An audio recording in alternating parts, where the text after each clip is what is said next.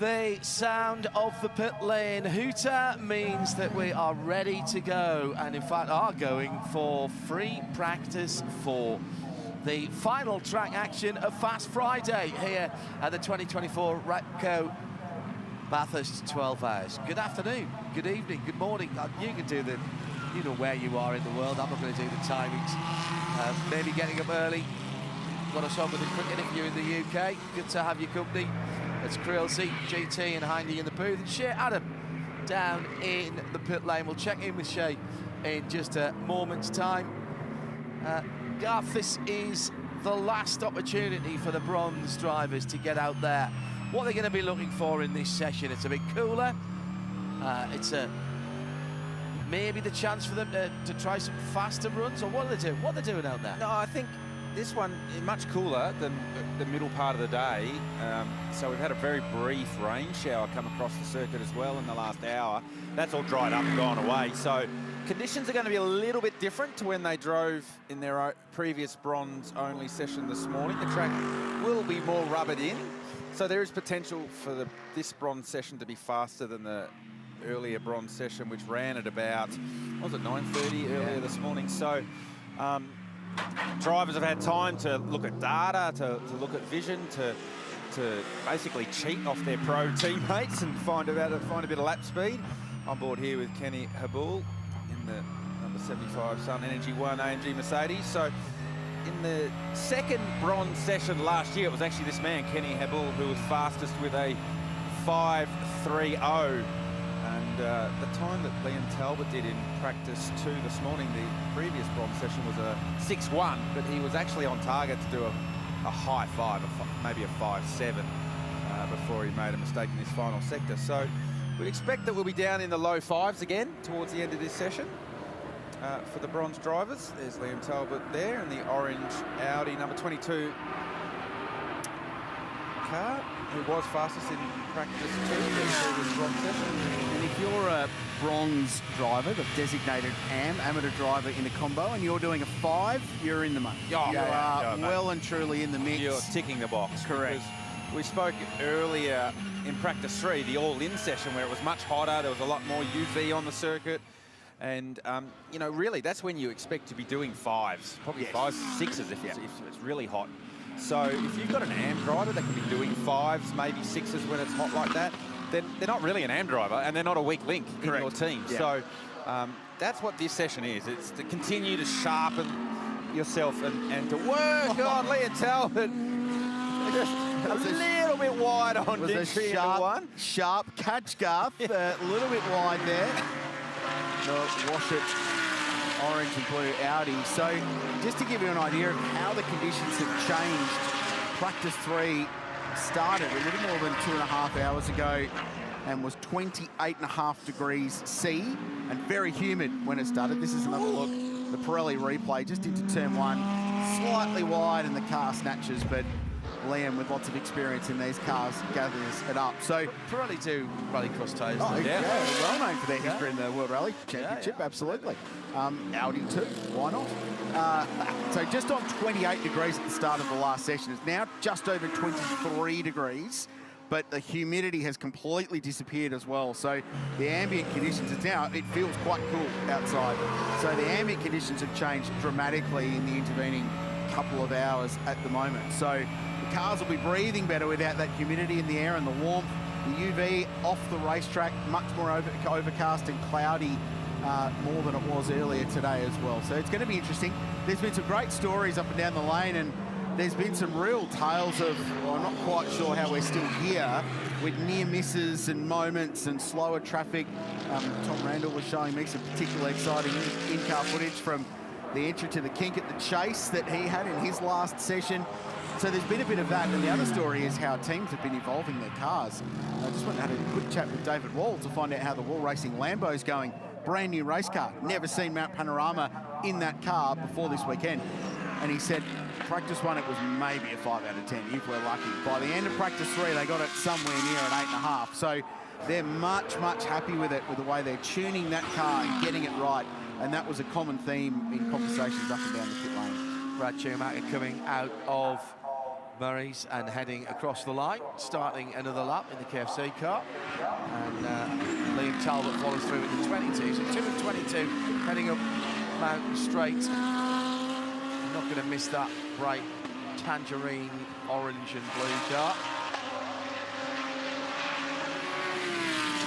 Perennially, the Audi has struggled for top speed, Garth, and you know better than most about that. I'll talk about that in a moment as Shea Adam joins us in the pit lane. 34 minutes to go, Shea, where are you?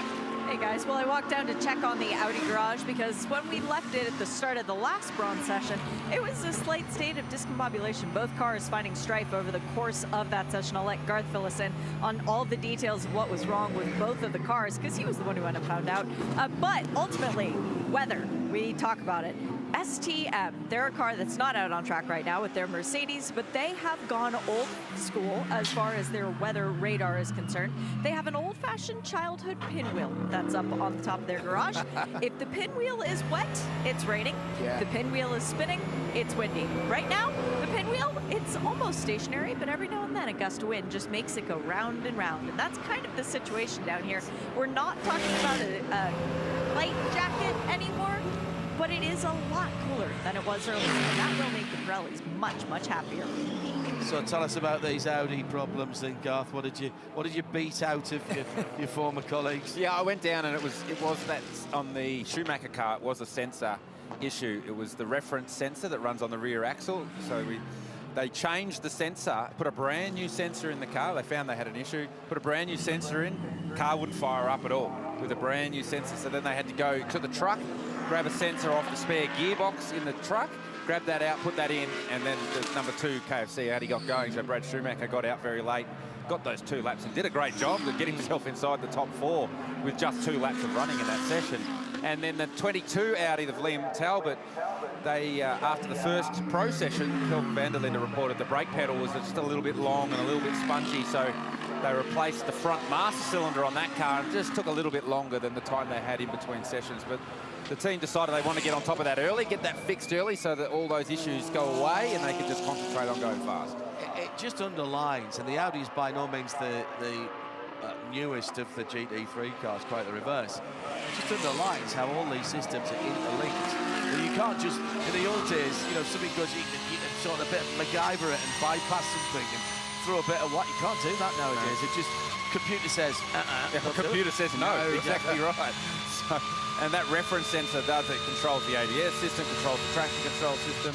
So, yeah, the little ECU or the computer car brain just does not function without all its parameters working. Brad Schumacher right back on it in this session with a 206.99.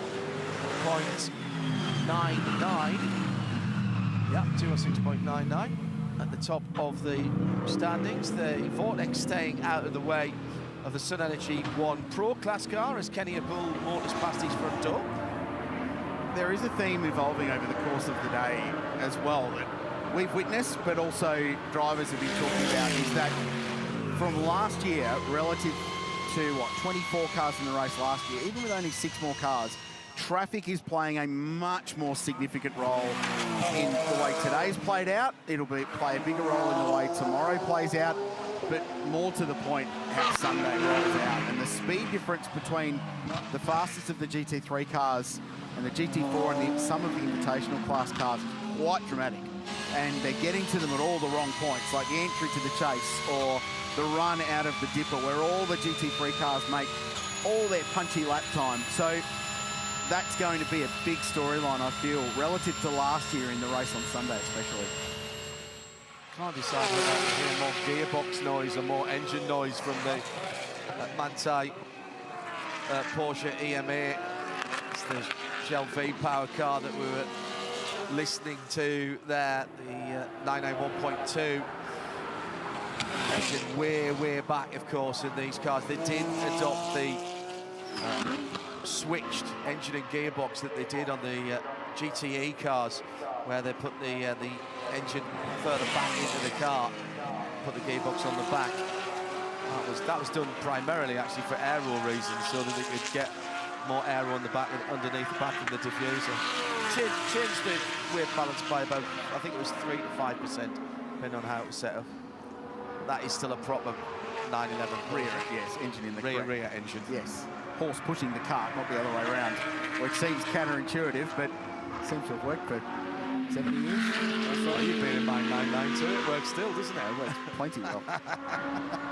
Here's the Lamborghini from Wall Racing. Adrian Dietz and Grant Denyer, the bronze drivers, will be doing the bulk of the work in this session, and it is Grantley behind the wheel. Lives a couple of Ks away from Mount Panorama, just the other side of the hill. So he comes and runs this place almost every day when he's in town. Very busy boy at the moment, making television for a living, but allows him to come and race like this. And he's just incredibly passionate about this place and about his motor racing. And it's often forgotten that he was a race car driver first, and then decided he needed to go and find a way to pay for said race car driving, so got into TV to do it. And now he's able to do both of them. And he was quite effective early on today in that dedicated bronze-only session, ended up in the top 6. Yeah, he does a mega job. For the miles that he does now, which is not that many, because he is very busy being a TV superstar, that for the miles he does in a race car, he does a really, really good job. And he does joke around and he's quite jovial, but he does get pretty serious about it, and he works really hard to try and be as good a race car driver as he can be. If he wasn't such a busy TV superstar, he'd be a great race car driver. He already is a great race car driver, but he'd be right on the money. Shea Adam down in the pit lane. A lot of cars coming in and actually doing some setup changes. I'm down in the Mark cars end of things. Number 20 has just come in. I think it's Adam Hargraves that's gotten out and Daniel Gileson that's gotten in. Cedric Spirits-Wally, the only driver not applicable to drive during this session, was getting some feedback from his co-drivers. Not something that very often happens when you're the pro, but that's part of the fun of having this bronze-only session. And just a quick update as far as the weather's concerned. I started getting hit in the head more with raindrops a couple minutes ago, but that was at pit out. Now at pit in, nothing. That's Bathurst all over. Yeah, I thought the Scott Taylor Motorsport Pinwheel weather station is probably the most accurate thing you could have at Bathurst, because we've all got weather radars on our phones nowadays. That don't mean anything here at Bathurst. No. We've all been caught out so many times by the weather here. So it's as good as information as anything, having the old style pinwheel out the back of the garage. Seaweed out next, that'll be the next thing. Hang a bit. A colleague of ours, Andrew Jones, has got a weather rock. So if rock wet, raining. If rock dry, not. If rock shadow, sunny. If rock moving, really moving. Yeah, you're at wine, some wing into it, you're in strife. Aboard the 75 Sun Energy One, Mercedes AMG GT3. Kenny Habul, there's a doco in the works that's been put together that they started filming at Spa last year, conveniently, and has told the full journey of what Kenny and his team and his racing journey, and it covers last year's 12-hour, of course. Chatting to Philippa, who's put all that together early on today, and we're hoping to see that at some point soon. I get the vibe that Kenny isn't actually keen to watch it. I kind of get some of it. Reading your own autobiography, but I'd love to. I can't wait for that to get out in the public, because it's a really cool story. It's 2:06.2, by the way. That late. Nice, mate. I was chatting to him earlier today, and he was saying that he finds Bathurst the hardest place to get up to speed at. Yeah.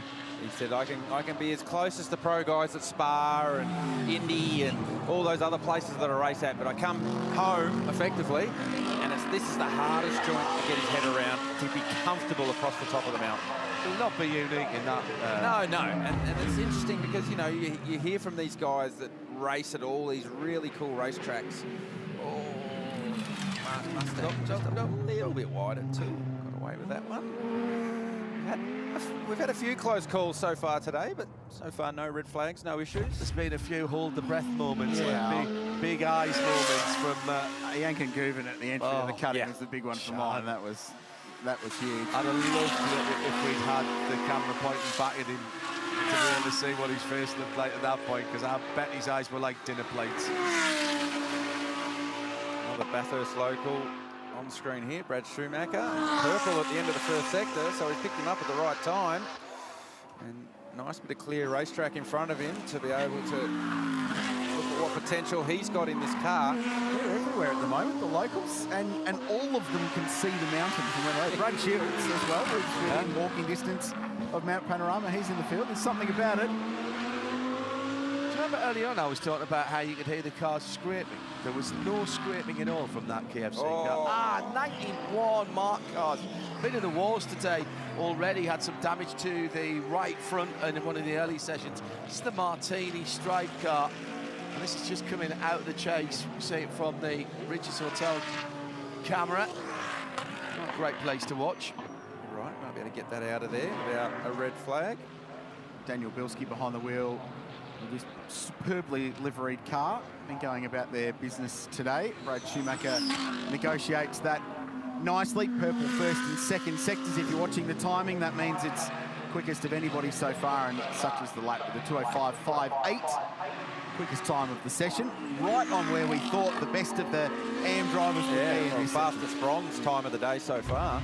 Yeah, but he had to lift in that final sector because there was yellow flags, and he wasn't quickest in that, so I don't think he'll be getting a tap on the shoulder from race control for that. I think it's all right. Well, his last sector was not even a personal best. No, exactly. So he definitely got out of it. Yeah. So more potentially to come from Brad Schumacher as well. So that's the classic incident, isn't it, Garth, coming out of the chase, because it's really heavily cambered there. You don't see that until you drive it, even in a street car. And that's very much unsettles the car as you're coming out of the left-hand. And then, what it does is it flattens out very, very quickly, and the rear of the car moves around. We saw that earlier in practice, particularly Valentino Rossi in the BMW. So if you get sideways and then drop a wheel in the grass, you end up spinning the wrong way off the racetrack, and that's what's caught Keith out there. So certainly not the first, and most certainly won't be the last that we see have that moment at the exit of the chase. Because you want to carry, you want to flow so much speed through the actual chase itself. So you use all the real estate you can on the exit, and sometimes it can catch you out. When you drive your traditional lap of Bathurst, when you roll into town, several laps, let's be honest, you're always surprised about the elevation, yes, how narrow it is across the top, yes, the drop off the shelf of Rock Skyline.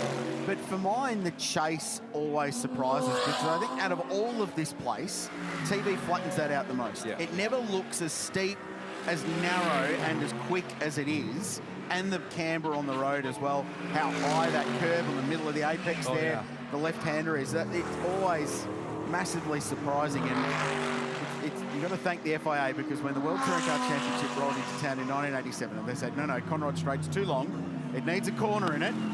You what? Your cars jump off the ground on the last exactly. No, we're going to go around that hump. So what they did is install an unbelievably fast right-hand corner, and then two other brilliant corners that not only promote overtaking and great drama, but moments as well. It's a cool part of the road. Shay? The 91 has made it back into the garage. That's the good news. Keith Kasulki's gotten out. He's just taking his helmet sock off. I'll give him a moment and then gesture to him to see if he wants to chat. But the biggest issue that they have with the car, the bodywork's slightly unsettled at the right rear. There is some more blue of a different variety and a little bit of yellow as well from the banded tire wall.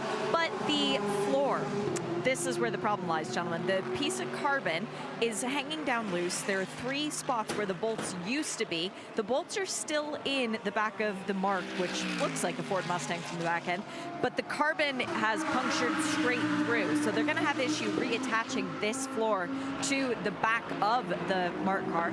It does still have one bolt that is heroically hanging on though. So the crew has already gone to work trying to unscrew everything to make sure that they can pull the floor off, and then maybe, just maybe, put an entire new floor on in its place. But the floor that has been damaged now, it's going to need a new point to then go through, because the holes that are where the bolt used to be, those are not going to be usable once again. And you might say, well, it's a bit of a cover on the car, on the back, a bit of a floor. What does it do? It does a lot, particularly on those cars. The space frame cars utilize underbody aerodynamics. Generally, you get less drag and more downforce from those underbody aero pieces than you do from the wings sticking them on the back of the car, or the trim pieces at the front. You can almost use those to balance the car rather than anything else. Yeah, that's right. So there's no point sending the car if the floor's not connected properly, and it's going to flap about, because your car's not going to have the performance that you'd expect from it. Didn't it shed a bit of something? That was the front guard was the Angry Penguin earlier today. That's right, it's the Angry Penguin. The Angry Penguin. You can have that one. Once the era come down here, and I just hand you a couple. You do. And you hand me some back, and I take those back to you. Built up the lexicon over the years. I like it. As we check out Yasser Shahin, two-time GT World Challenge Australia champion, back with Manthai EMA this year, and the Shell V-Power car, that's all tied to their sponsorship of the Bend Motorsport Park circuit. Yasser and his brother Sam Stewart over there in South Australia. I'm sure Sam will be watching on from home, not here this season, electing to give the 12-hour skip, but he'll be back in Porsche Carrera Cup this season. He's one of the faster AM drivers in the sport as well. Yasser currently 4th quickest. That was his personal best lap of the session as well at a 2:07.09. He raced his car all last season, and the streets of Adelaide, John, at the end of last year in the final round of Fanatec GT World Challenge, he and one M. Campbell teamed up and grabbed themselves a couple of wins on that street circuit. What a 18 months, 2 years Mr. Campbell has had. What a 10 years well, Campbell's had, really. But it's just kept ramping up. Every time you think, right, what else can he do? He pulls another result out, culminating in a Rolex watch at the Rolex 24 Hours of Daytona. Ooh. With a team of first-time winners at the Rolex. And to have all the guys in that car at the level of driving that they've done, Matt has won in class, of course, before, including Joseph Newgarden, who has won the Indy 500 and the Indy Championship. To have a team who've never won before, all in the same car, amazing. And there was Dane Cameron.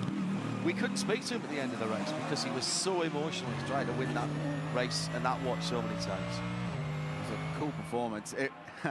Roger Penske and Porsche Motorsport weren't going to be down for long, were they? After a pretty challenging debut year with the new car, they I think that's underplaying it, Rich. I think I'm led to believe that there was a couple of meetings without coffee or biscuits, as you can, or seats. After Le Mans last year, which was really, it did not go their way. There was a complete rethinking of that 963 and what they were going to do. And they went to Barcelona to test the car with a couple of the teams, and the guys had to work very, very hard. Weather's still blowing in. Well, that's what was coming at us, but it sort of swung around us. Yeah, so that's more out towards the northeast of Bathurst. That's gone out beyond Kelso now and up into the lower reaches of the Blue Mountains. Heading towards Lithgow, yeah. So that's a pretty good example and shows graphically just how hit and miss the weather is through this region. So to Shay's point earlier, which said it was raining at pit exit and it's not raining at pit entry. That's why when you see those localised showers like that, and so many times we've raced here at the mountain where it's been raining on the bottom and dry up the top, or vice versa. So, yeah. While John's first visit to the mountain, 2013, when we had the apocalypse of all storms at the end of the race, and there were cars on slicks at the top of the mountain. Over was Shane Van Gisbergen overtaking at Solomon Park on slick tyres in a Porsche and the Tony Quinn's car. But down here, it was not raining. It was dry. And you were going, this is insane. It's like, it happens here. Yeah. Welcome to Bathurst, I think. Exactly. Welcome to Mount Panorama, I think you actually started the 22 Supercars race here. It would rain and dried out 3 times on Conrod Straight. Yeah. just in the one lap. It was incredible. I've never seen it and felt it so isolated that it was there. So strange. KTM Crossbow making its debut here and running in a very competitive invitation class, which at the moment is being headed by the number 702 Max Tweed driven IRC GT, one of the tube frame type cars. It's the 20 car of Adam Hargraves in second. Then the 111 Mark II. Then Keith Kasulki's car, which is back at the pit lane. Then John Hollinger in the IRC GT, that's the number 10 car. And it's Julien Beaulieu in the Vortex, who's there. David Crampton at the moment, driving the number 50 KTM Crossbow. Just getting some track time out there. Remember, this is the GT2 version of the KTM Crossbow with the slightly less downforce, more power for that GT2 SRO Championship. growing. What's not to like? Cars that are ridiculously fast in a straight line and don't have a lot of downforce. So I just dived move around the into corners. last year's results, and the KTM lasted 1.5 practice sessions before they parked it and switched over to an Audi R8 at the last minute. So they've got a lot further into the race meeting already, which is great to see. And David Crampton, who owns that car for Is that the same car? Yes, yeah. So it was a GT2 as well last year. I have to say, I've racked my brain about Well, that team have run GT4 cars here in the past. In fact, it was one of their cars that bought the late safety car out in 2019 that set up our last 40 minutes of that particularly sensational car race. Here's the Valmont Racing Audi R8 Silver Class contender. Good mates, long-time business partners. Sergio Perez and Marcel Zalua steering that car. I bumped into Luke Hilden earlier today, former Bathurst winner. Porsche's one of their chief driving instructors in Australia, but he is also part of that squad. They're 7th outright. They're 2nd in the silver class behind the Lambo. Really cool looking car, and this is going to be a hairy moment at the top for Kenny Habul, squeaking past the KTM at the metal grate. I tell you what we were with the onboard shot of Kenny's car coming down into the chase a couple of 3 laps ago, and that car, he's not hanging about, and that car looks well sorted, turning through the right-hander, the fast right-hander into the start of the chase. Yeah, it looks very, very planted, and that's what you hear from a lot of the drivers from the Mercedes. They just say how sure-footed the car feels. It's no easier car than any of the other GT3 cars to drive on the limit, but the window of driving on the limit is much bigger. Yeah. So if you do have a moment in the Mercedes, it doesn't punish you. Like, the window's very wide, whereas for the Audi, for example, it's a very peaky car. There's a lot of downforce, but to drive it on the limit, there's only a very few drivers that can extract the most out of it. So that's why you see a lot of the bronze drivers in the Mercedes are much, much closer to their pro driver teammates, because the Merc has such a wide window to be able to drive at the limit. Talking to Adam Carter, who's head of endurance racing for Aston Martin.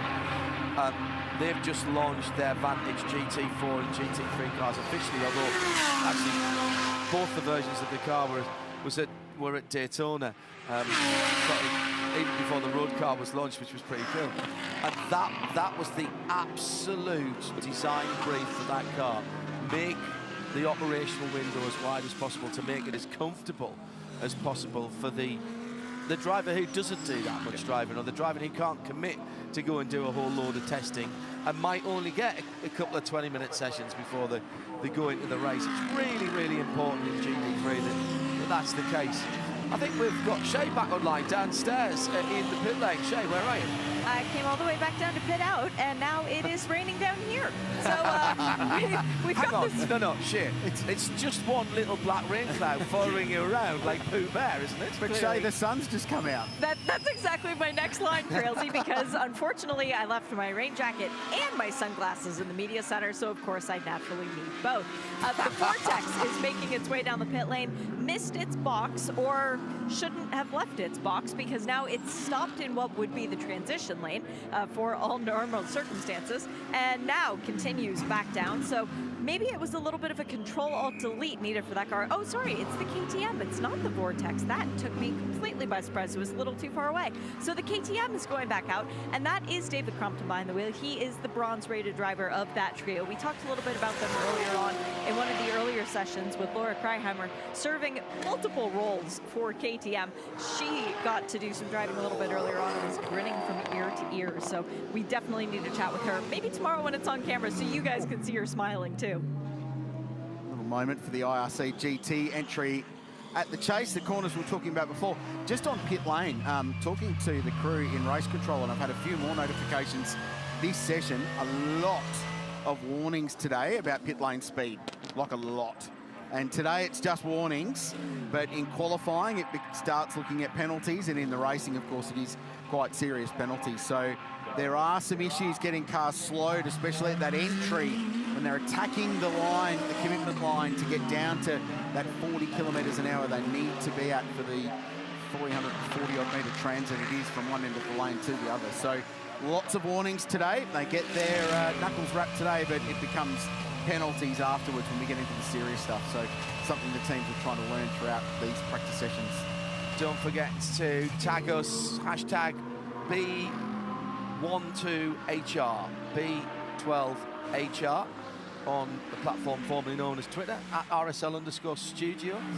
Many of you have been doing so. Thank you for all the comments today. Actually, you've been keeping me amused, and you've provided us with some good information, as always, on this Fast Friday. Hope you've enjoyed the addition of the pictures to go with the audio that we've had in previous years. And our great thanks to particularly all of our camera operators and the rest of the hard-working TV crew for coming in a bit earlier. Heart of Racing across the top. That'll be Ian James in that car, won't it? Yes, it is. Ian, expat Brit who moved across to the States quite some time ago now. Now that is hitting the ground hard there. That's really... It's got quite big overhangs though, hasn't it, the Merc? Well, you hear anytime we'll take an onboard camera from a Mercedes, you will hear it on the ground everywhere across the top of the mountain. Remember sitting with Shane van Gisbergen one night, and we were comparing in-cars from the Audi and the Mercedes, and all you could hear from the Mercedes was the thing on the ground. So why don't you just raise the ride height, mate, and put a stiffer spring in? He goes, no, that's where the aero works. So we will hear that from the Mercedes particularly, banging on the ground. But that lap particular, Ian James at the dipper, every car will make that noise at the dipper because it's such a rapid drop off the shelf effectively. So little insight to the life of professional race car drivers there. My lap was better than yours. My car makes more noise than yours does. Mine's not bottoming out as much as yours. Yeah, not competitive at all in anything. No. It is top trumps, isn't it, the whole thing? Let's have the sound and vision of a full lap of Mount Panorama with the number 22 Porsche. Porsche, number 22 Audi, Liam Talbot behind the wheel, heading up Mountain Straight now. Garth Tander will tell you what's going on. Yeah, break it nice and deep there at the 100-metre board, and flow as much speed as you can up the hill, because turn 2 is all about a start of the big climb around the King into the cutting. The car gets really nervous. You see Liam fighting the car on brake as the rear wanting to get away from him there. And this next one up here at the tree, you just grab 4th, and you want to be flat, but you can't. You just can't tell your brain to be flat through there. And then grab 5th on the run down here, out to the grate. Looks like it's the KTM just up the road ahead of us, so we'll have to feather out of it here at McPhillamy. Back to 4th gear because of the traffic. Oh, don't go to the outside, Liam. Okay, we get away with that one. And then the drop-off Skyline. The car gets very light there. You can't use too much curb to the left because the car will bottom out. Doesn't actually scrape through the dipper. And then the run down here, it's so fast here, the brain bending how quick you can get around that corner to get the car stopped before a Forest Elbow. On the gas nice and early. And then you can relax here, John, as the car climbs up to 280k an hour. It's actually strange to think that the fastest the car's going is when you're the most relaxed. Pull the Kindle out, read a couple of pages of the novel you're working on. Yeah. Check the dash, check a few other things, and then flat through here easy. And then traditionally it's braking at the 100-metre board. So obviously we've got GT4 car in front of us. I think that's Mark Griffith, GT4 car. Go around the outside of that one. So a little bit traffic polluted towards the end of that lap, but we will have a lot of that over the course of 12 hours, how to deal with the traffic. This will be an interesting comparison because the IRC has so much horsepower, you can't actually pass them down the straight. So all you do is catch up in the braking zone. So you've really got to be quite smart about how you pass those cars. You can see Liam flashing lights and waving around, but it doesn't bother John Hollinger. He doesn't care. He's just going to get on the gas and drive it up the hill. Do you notice, by the way, how quick Garth spotted which car was going to slow his lap down as they were coming up to the grate there? That's the KTM. I'm going to have to. I'm coming up there straight away. It was more that don't go to the outside, don't go to the outside, don't go to the outside. Yeah. I think Liam was probably thinking the same thing. Some bit of energy in the racetrack at the moment. There's plenty of colour on our timing screen, which indicates personal session best lap times. Garth Walden, 4th in the 48M Motorsport. AMG's just punched out the quickest first sector of the entire session. If you're unfamiliar with the sector times, where the track is broken into thirds for timing purposes. The first split on the run up to Solomon Park, a run up to the hill under what Garth called the tree. And then the second split on the exit of the elbow. The final sector is where we see Yasser Shahin.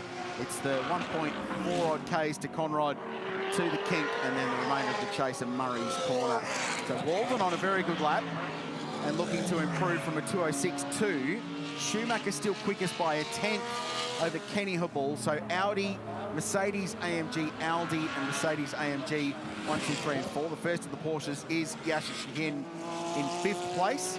Yasser's going to get to the strike before Walden and punches out his best lap of the session at a 2:06.5.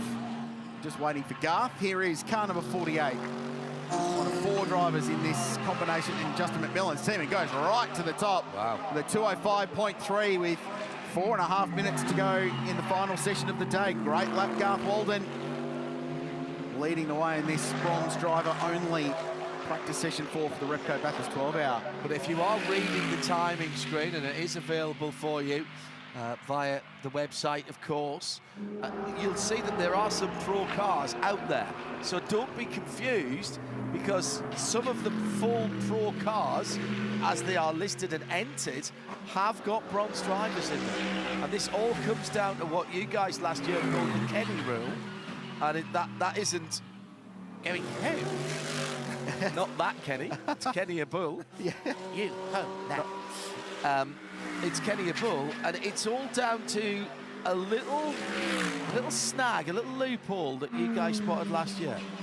I think they wrote it into the rules going, oh, no one's going to do that. Who's going to do that in their right mind? Why, who would want to enter the race, stump up most of the budget, in some cases all of it, and only drive for potentially 40 minutes of a 12-hour race? Well, it turns out the desire to win at Bathurst could potentially be larger than the desire to do bulk laps in a race at Bathurst. So Kenny Habul took advantage of that last year. They read the rules. They interpreted them correctly. I love that that loophole, as it wasn't closed. Yeah. They kept it open. And what it's done is allowed another team in Audi Sport Team MPC to do exactly the same thing. And I've got to tell you, it might be the difference between that team being here and competing. They're not at all. Yeah. So if it gets cars on the grid and competitive cars with works drivers alongside 2 really experienced AM drivers, fantastic, more of it.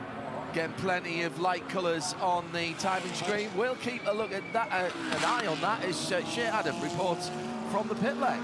Down in M Motorsport, and there was a big cheer when all of a sudden their car went to the top of the charts overall. And just going to see if I can interrupt Justin McMillan here really quick. Justin, do you mind a quick chat? Congrats. Oh, we're not on camera today. You're fine. You don't need your fire suit done up. This was one of those things where bronze only session, it means that you get more seat time, which is exciting. But then your teammate goes out there and puts a P1. Now, do you want another go at it? Yeah, no, we did a race in New Zealand because he's a good bronze. Some call him a fake bronze, but he's a good bronze. So we're going to rely on him a lot during the race, that's for sure. But he got a few laps, I got a few laps. I unfortunately glanced the wall at the cutting, which spooked me a bit, but then Garth got in. Obviously, the car's still fast. Yeah, steering wheel's still pointing in the right direction. That's the important bit. Now, how is it going to be an advantage for you guys with the 4-driver lineup? Well, we'll probably let Garth do a bit more time, to be honest. I don't have to do a great deal, obviously, with 2 bronzes. And Garth will do a bit more, depending. We'll give Jack the whole session in the morning, try and get him up to speed, but it's been 6-7 years since he's driven a GT car. Yeah. Yeah, but it's like riding a bike. You don't forget. Yeah, no, he's getting there. He got faster in the session this afternoon. Got a bit spooked this morning, but tomorrow morning he'll get the whole 40 minutes. Good luck for the race. Thank you. Thanks, Shay. That was Justin McMillan, team boss at M Motorsport and very experienced GT driver as well. Interesting talking about Jack just getting back up to speed in these cars, and Glenn Wood is the 4th driver in that combination. He's another very underrated guy to put in one of these cars. His brother Dale races in Carrera Cup very successfully as well. So it's a good combination, and Garth has shown the potential of that car by going quicker. I don't know if Garth agrees that he's going to do more laps tomorrow on Sunday. Visions of an early knockoff, but have been knocked on the head. Oh, come on. Somebody asks you to drive a racing car. I'm going to say no, are you? Anywhere, a well-prepped racing car, but it's not anywhere. It's Mount Panorama in the Repco Bathurst 12 hours. if they said you're going to have to do the whole race yourself, do you think, I'll give it a go? I'll see how far. God, snapping his head off next to it. But it's right though, isn't it? Yeah, it's what we were talking about top trumps earlier on. I can go longer than you. I can do more time than you. Oh, mate, he is in full co-driver mode now. Rocks up in October, might do 2 hours, 2.5. Just the middle of the day shift, and then hand it over to these young guns at the end. Got to train to be ready for double stints at any opportunity should the strategy require it, Rich. As the checkered flag flies behind the number 22 Audi that's been quickest throughout most of the day, and in fact on the combined time will remain quickest from that Kelvin van der Linde 2 early on today. Liam Talbot 4th in this session. So 40 minutes complete, 4 practice sessions complete. Despite us trying our very best, we tried to jinx it. There were no red flags today, which is pretty remarkable stuff for a Friday at Mount Panorama. Not every car's got to the line yet, Rich. The checkered flag's out. They can't red flag it from here. That's it. It could be checkered or red somewhere, I suppose. But there's a lot of red table. I did notice there were a lot of red tablecloths when I was walking down there. So that's where they all are. They've just been removed. There are actually no red flags. Can't wave them if they don't exist. That's right. Exactly right. What do we take from today, Garth? I mean, the good news is that everybody has got the time in. There's been 1 or 2 little issues for a couple of the teams, but they seem, even the guys who had issues early seem to have bounced back. Yeah, for me, it's the cleanness of the day. Yeah, there's been a few little issues and a few little moments here and there, but we've had no one in the gravel trap, no one scrape any walls of significance, no cars come back on flatbed trucks, and I can't remember a Friday at the Bathurst 12 Hour where we've had this, where we've had pretty much a clean day of running. So that bodes well for tomorrow. I think the speed is up compared to what we have seen in the past. That time that Kelvin van der Linde did straight away this morning within the first 10 minutes of practice. Sharp. So, you know, to be in the 2s that early bodes well for some really fast times tomorrow in qualifying. I think practice in the morning is going to be fantastic to watch. Me too. Because that's the quali sims are going to be fantastic to watch in the morning. That early session in the morning, tune in for that. We'll have a final word from Shea Adam before we wind things up. Still 1 or 2 cars to come to the line. Shea, down at the pits. Just wanted to remind Mr. Richard Crail that he needs to get to the pit exit at the end of this session because he is going to get to go for a lap. And guys, it's just sprinkling a little bit. That'll be fine. His driver's got a few laps around here. There's an empty seat already, Shea, where Crailsey would have been. Love it. Yeah, he's on his way. Thank you, Shea, for just we'll go to the practice results here. This is for free practice 4, and it was that Garth Walden lap in the Mercedes number 48 that takes it in terms of this session. Doesn't count for anything. Liam Talbot in the Audi in second, Brad Schumacher in the 2, so the 22 in the 2, Mercedes, Audi, Mercedes, Porsche for Yasser Shashib, and then another Mercedes, Prince Jeffrey Ibrahim, Sergio Pires in 7th, Ian James for Harter Racing in 9th, and the top 10, Adrian Deet in the red and white Lamborghini Huracan, and the best of the invitational cars, the IRC GT number 702 in 10th position. Another clean session. That is what we take away from this. In that bronze-only session, we had 20 of the 30 cars. There was a couple of Neely moments. There was a couple of Neely moments. Liam Talbot trying to turn in from the grass. That wasn't a bold strategy. That didn't work out for him. Keith Kasulki had his moment leaving the chase, and Max Twigg turning in. I think that was when we'd had that small rain shower go across the circuit. So potentially the track getting a little bit wet there for Twiggy. Kenny Habel was inside the top 5 for the entirety of the session as he continues his search to go back to back to back to back. Seems like they've won here for the last 3 or 4 years. That car is always at the front. Yeah, this is exactly the start to the week that a defending race winner wants. You do not want any dramas. There's enough pressure on you because people like us are saying, oh, it could be 3 in a row for them and 4 in a row for Gilles Gounon. And Garth Walden nicking the time at the end in the number 48 Mercedes Embraer supported car, that very pretty chrome silver and blue machine. And that, ladies and gentlemen, was Fast Friday. Wherever you were around the world, I hope you enjoyed what we've given you, not only from the 12-hour sessions for the Repco Bathurst 12-hour, but the support categories have been such brilliant fun as well. And we've got more of it coming tomorrow with more additional video for you. Not just the sound that we've provided for you in the past, but we'll fire up the cameras for the 2 sessions tomorrow for the 12-hour cars as well. Check the website for details and make sure you do the conversions to your own time zone as well. Or you can go to radiolemans.com and scroll down the bottom. There's a schedule on there that auto-corrects to your own time zone. Thanks to Shea down in the pit lane, to Richard Crail and to Garth Tander. Coming up on RS1, we've got Track to Town. Got to talk to quite a lot, around about half the grid earlier in the week, and there were some very interesting comments being made, but generally speaking, everybody's happy to be back here, as are we, and we'll welcome you back on Saturday. Make sure you join us as we build up to the 2024 Repco Bathurst 12 hours on Sunday. Have a good Friday wherever you are in the world. From the whole team, I'm John Hindhaugh. Bye-bye.